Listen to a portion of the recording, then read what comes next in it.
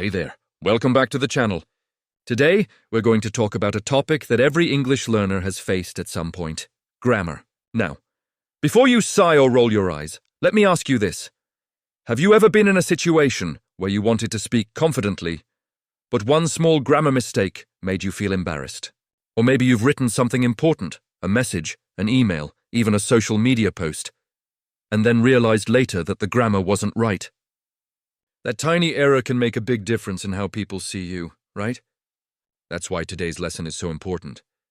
We're going to break grammar down into simple, practical tips that you can use every single day, and by the end of this video, you'll not only understand grammar better, but you'll also feel motivated to actually use it in real life. Now let's be honest, grammar has a bad reputation.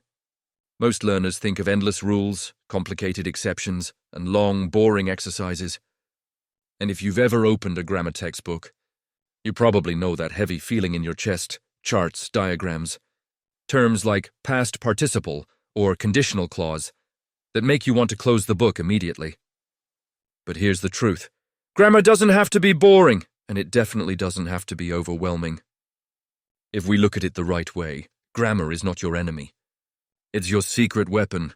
It's the tool that allows you to express your ideas clearly, to sound professional, and to connect with others without confusion. Think of grammar like the invisible structure that holds up a building. You may not see the steel beams inside a skyscraper, but without them, the building would collapse. In the same way, without grammar, your English might stand for a while, but it won't be strong enough to last. Let me give you an example. Imagine you're having a conversation with a friend and you want to say, she doesn't like pizza. But instead you say, she don't like pizza. Will your friend understand you? Probably yes. But how will you sound? Less fluent, less confident, and maybe even less serious. That's the difference grammar makes.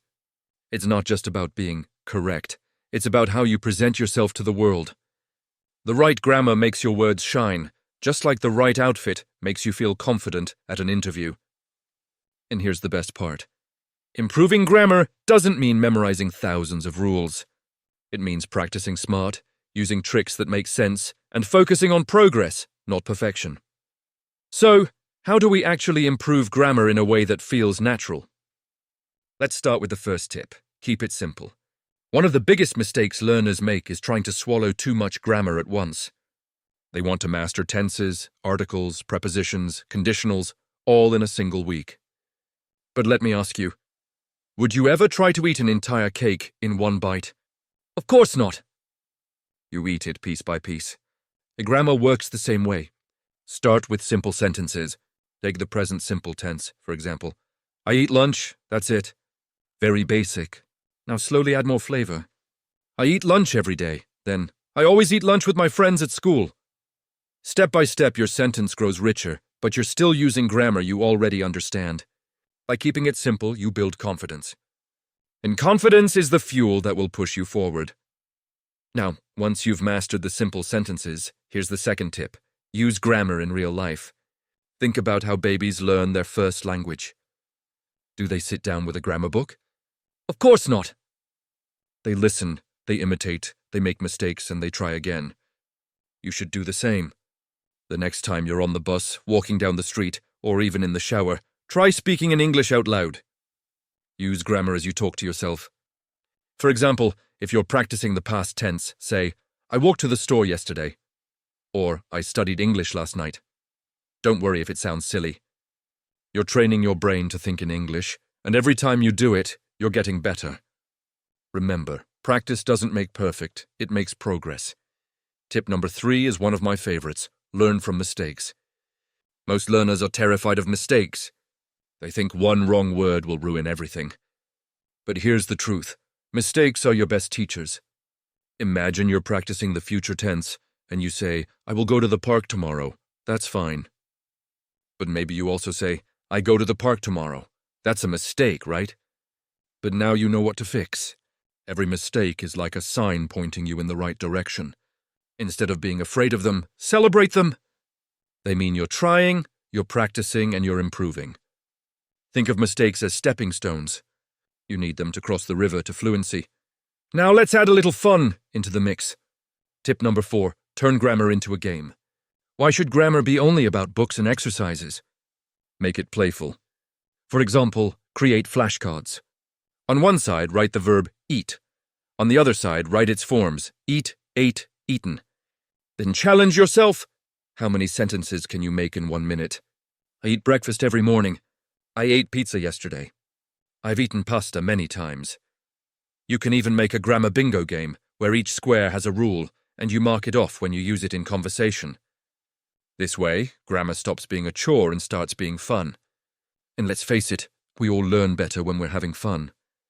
Tip 5 is about learning grammar through entertainment. Do you watch TV shows, movies, or listen to music? Then you already have the perfect grammar practice tool. Next time you watch your favorite show, don't just enjoy the story. Listen carefully to how the characters speak. Notice the tenses, the structures, the little grammar patterns. For example, if someone says, "I've been working all day," repeat it out loud. That's the present perfect tense in action. Or if a song says, "I'm waiting for you," you're practicing the present continuous without even thinking about it. The more you notice, the more your brain absorbs. Learning grammar this way feels natural, like osmosis. You're having fun and the grammar sneaks in. Tip 6, keep a grammar journal. This one is powerful. Every time you come across a new rule, or even a mistake you made, write it down. For example, if you keep mixing up few and a few, write them in your journal with examples. I have few friends versus I have a few friends. By writing it down, you're not just memorizing, you're personalizing. You're creating your own grammar guidebook, one that reflects your journey. And here's the bonus. When you look back at your journal weeks or months later, you'll see just how far you've come. That's motivation in itself. And finally, for this first part, tip 7, be patient and celebrate small wins. Too many learners quit because they feel like progress is slow. But here's the secret. Slow progress is still progress. Every time you understand a new rule, every time you correct a small mistake, you're one step closer to fluency. Don't wait for perfection. Celebrate the little victories. Today you mastered prepositions? Great. Tomorrow you'll tackle conditionals. Step by step, you're building something incredible. Remember, grammar is not a race, it's a journey.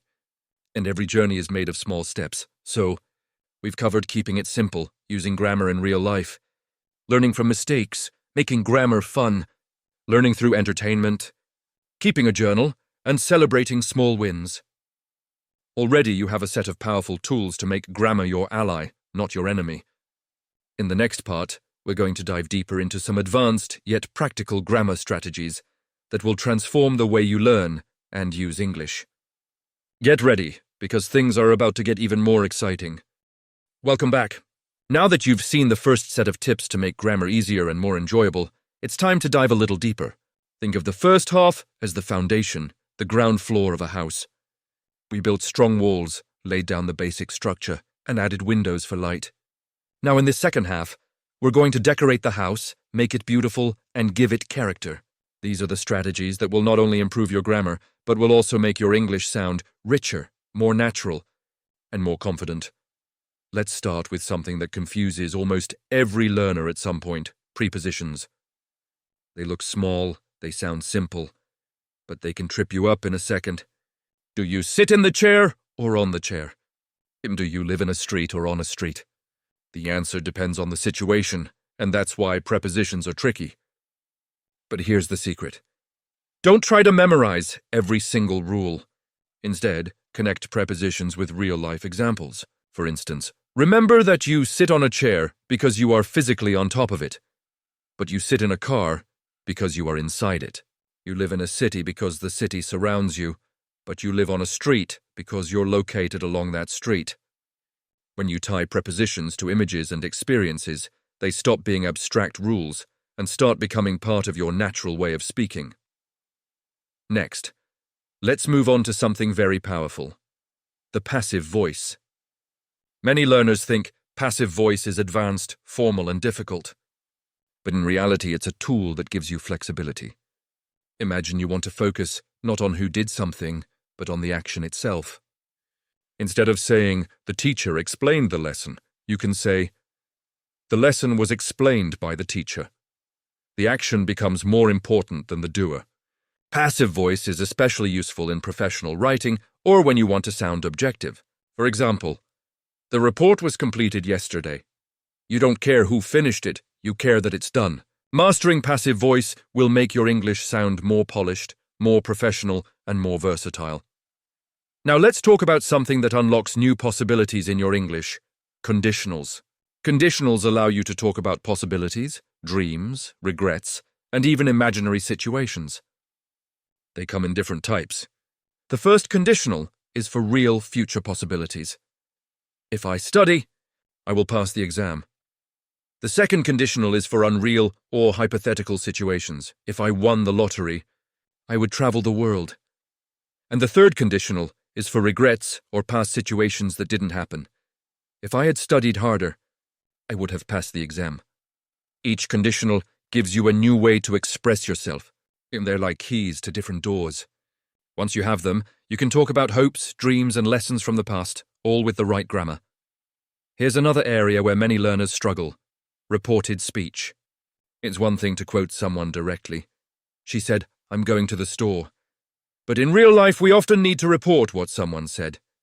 That's where reported speech comes in. She said she was going to the store. Notice the change from am to was. That's the backshift, and it's the key to reported speech. Think of it as adjusting the timeline. When you report speech, you're taking a step back in time. The present becomes past, the past becomes past perfect, and so on. At first, this may feel complicated, but once you practice a few times, it becomes second nature, and it makes your English sound much more fluent and natural. Now let's make things even more interesting. Did you know that in English, adjectives follow a specific order when we describe things? It's called the order of adjectives. For example, we say a beautiful old wooden chair, not a wooden old beautiful chair. The usual order is opinion, size, age, shape, color, origin, material. So, a lovely small round red Italian table. You don't need to memorize this like a formula, but knowing the natural flow of adjectives will make your English sound smoother and more native-like. It's like learning the rhythm of a song. You may not think about it consciously, but once you get the pattern, it just feels right. Another important principle is consistency. Many learners switch tenses without realizing it. They might start a story in the past and suddenly jump to the present. For example, yesterday I was walking in the park and I see my friend. That feels wrong. It should be. Yesterday I was walking in the park and I saw my friend. Consistency keeps your sentences clean, your ideas clear, and your communication professional. It's like dancing. You need to stay in rhythm, or the whole performance feels off. Pay attention to your tenses and make sure they match the timeline you're describing. Now let's talk about a secret strategy that works wonders: teaching grammar to others. You might think, but I'm still learning, how can I teach? Here's the thing. When you explain a concept to someone else, you test your own understanding. Try explaining the difference between few and a few to a friend, or explain when to use the past perfect tense. If you can teach it, you know it. And even if you don't have someone to teach, pretend you're explaining it to an imaginary student. This simple exercise will deepen your understanding and boost your confidence. But remember, grammar is not just about rules, it's about practice. Reading is one of the best ways to practice without even realizing it. When you read books, articles, or even social media posts, pay attention to how sentences are built. Notice the grammar in action. The more patterns you see, the more your brain absorbs them naturally. Over time, you'll start to produce the same patterns in your own speech and writing without effort. Think of it like planting seeds. Every sentence you read is a seed, and eventually, those seeds grow into your own fluent grammar. Another excellent technique is to use visual learning. Create grammar maps or charts. For example, draw a timeline with past, present, and future, and place example sentences on it. Or color code your sentences: blue for subjects, green for verbs, yellow for objects. These visuals turn grammar into something you can see and touch, not just memorize. If you're a visual learner, this method will make abstract rules feel concrete and memorable. And here's a final piece of wisdom: progress over perfection. Too many learners freeze because they're afraid of making mistakes. They think fluency means never being wrong. But even native speakers make mistakes. The real difference between a struggling learner and a confident speaker is not perfection. It's courage. The courage to try, to make errors, to correct them, and to keep moving forward. Every mistake is proof that you're learning. Every correction is a victory. Don't chase perfection. Chase progress. In day by day, step by step, you'll get better. So where does this leave us? If we put everything together, improving grammar becomes a journey of discovery, not a punishment. You start simple, build step by step, learn from mistakes, turn practice into a game, use entertainment as a tool, keep a journal, and celebrate small wins.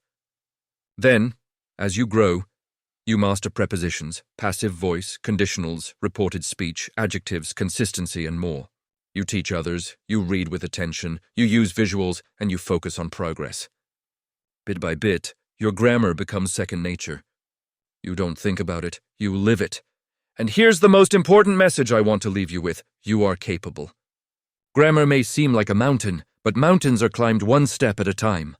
You don't need to be perfect today. You just need to take the next step. The more you practice, the more natural it will feel.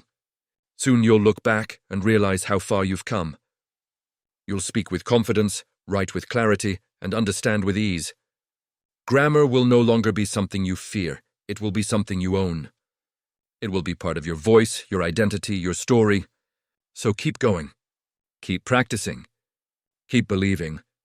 Because your dream of mastering English is not just possible, it's within your reach.